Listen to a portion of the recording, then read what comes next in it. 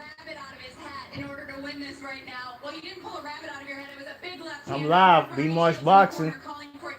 Did you feel like you were down on the scorecards and needed to win this emphatically and decisively? Nuestro comentarista Joe Coulson dijo que tú tenías que sacar como un golpe de sorpresa debido a como que estabas perdiendo la pelea y todo eso. Y Bernie Shields también que tenía que venir un golpe decisivo. Y fue una izquierda decisiva en esta pelea. Bueno, todo fue cuestión de tiempo. Fueron pasando los rounds. Hace tiempo que no peleo 12 rounds. Y quise trabajar un poquito en la media corta distancia ahí, tranquilo. Y bueno, ya ustedes vieron, porque la gente dice que yo corro, que me monto en la bicicleta. A ver qué van a decir ahora, ¿no? Parame ahí.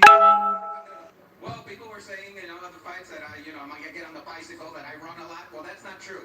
I showed today that I could fight a short distance. I did it, and that's what's the game. I got a couple of rounds in. I haven't fought 12 in a while, but the left came and that ended the fight.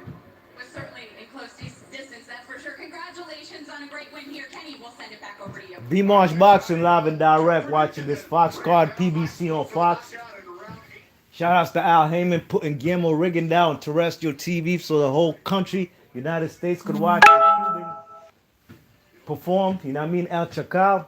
And this fight was not a typical Guillermo Rigondeaux fight, man. None of that jabbing stuff, none of that staying on the outside. This was a phone booth fight, you know what I mean? Round one, sure enough, the man Guillermo Rigondeaux was fighting from the outside using his jab, you know what I'm saying? Throwing them left hooks to the liver like he usually do.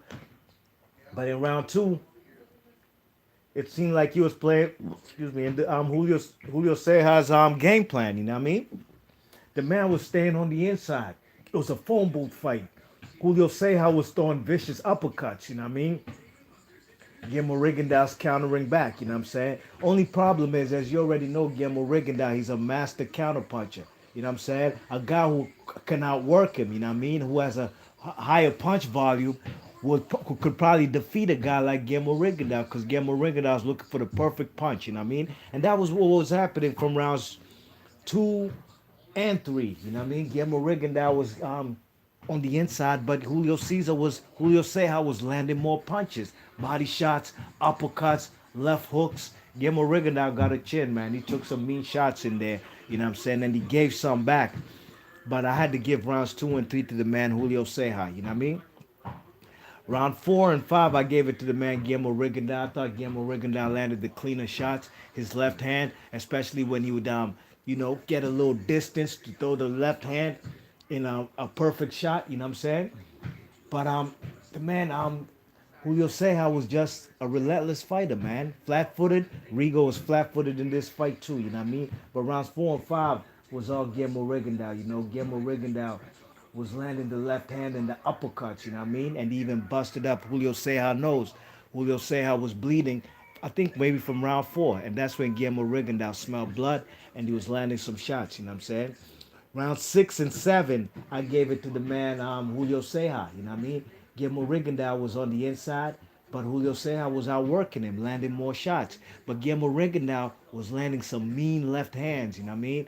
Mean left hands, and it was just a matter of time, you know, that one of those mean shots was going to put this man on the canvas, you know what I mean? And in round 8, both guys get deducted for low blows, you know what I mean? They had been constantly warned by the Sergio Mora, was it Sergio Mora, whatever Mora, the referee was warning him about the low blows. So he took a low blow, a point away from Guillermo Rigondeaux in the 8th. Then he immediately went to Julio Ceja, took his hand, and took away a point. So I already got that as a 9-9, you know what I'm saying? Whoever wins the round is going to win it 9-8. You check it, but Guillermo Rigondeaux put that left hand, you know what I'm saying? He went to the body, he got his little distance from short distance, and landed a mean kind of left hook, you know what I'm saying? Left hook, straight left, right on the button, and put this man on the canvas, you know what I mean? Julio Ceja got up before 10, but the man looked dazed and he ain't have no legs under him. The referee stopped the fight, you know what I'm saying? He's TKO in the 8th. Guillermo Rigondeaux with a fan-friendly style tonight, fighting on the inside, none of that outside boxing stuff. I personally did not like that technique from him, fighting on the inside, but maybe he's working on something, you know what I mean? Because look, I think this style he's fighting is a style fit for fighting guys on the inside like Danny Roman, the unified champion at 122. This fight tonight was a WBC title eliminator at 122, for the champion, who is Ray Vargas, you know what I mean? Trained by the great Nacho Beristain over there in Mexico, you know what I mean? 122 pounder, not really an inside slugger, body puncher. Ray Vargas is an outside fighter, likes to use his jab. So Guillermo Rigondeaux can do it all right now, you know what I'm saying? Depends on if I got Danny Roman is a vicious inside fighter, and this style tonight suits more the man Danny Roman. But if Guillermo Rigondeaux cannot knock out Danny Roman with that one punch, one hitter quitter like he did tonight, Julio Ceja, down on the cards, mind you, you know what I mean? You know, Guillermo Rigondeaux, one of my favorite fighters, but he was down on my card, you know what I'm saying? Going into the eighth, I had it 4 rounds to 3 for the man Julio Ceja, but Guillermo Rigondeaux lead this fight in the judge's hands.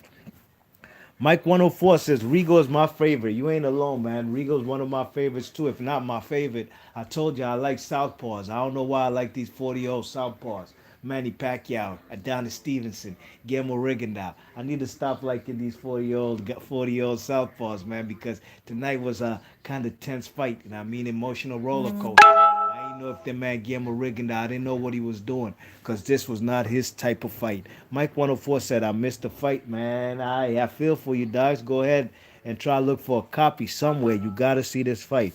ECW 787 says he changed his style a lot. Super exciting fight. Personally, I think his legs are done. His legs might be shot, you know what I mean? Unless he's working on something new, you know what I mean? He did get rocked in one round. I believe round 6 or 7 by some uppercuts, kind of wobbled him. Guillermo Rigondeaux got the clinching, you know what I'm saying? It was a close inside fight. These type of things happen when you're fighting on the inside. ECW 787 said, I like the old Rigo, but I can't lie. I prefer this one. Hey, man, I like Guillermo Rigondeaux fighting from the outside, you know what I mean? But also, if he can fight on the inside, hey, those are the best fighters, a person who can do it all, you know what I mean? But he gets it done, and now he's back in contention for a world title. Hopefully, he can get that fight. How it's going to happen, I don't know. Ray Vargas is a guy on his own with Golden Boy. Guillermo Rigondeaux is on the island on his own over here on the Showtime PBC side of Fox. So I don't know if that fight's going to happen next. I have no clue, but I do know Guillermo Rigondeaux is victorious. 19-1 with 13 KOs. B Marsh Boxing, shout out to ECW, shout out to Mike 104, and I'm going to catch y'all on the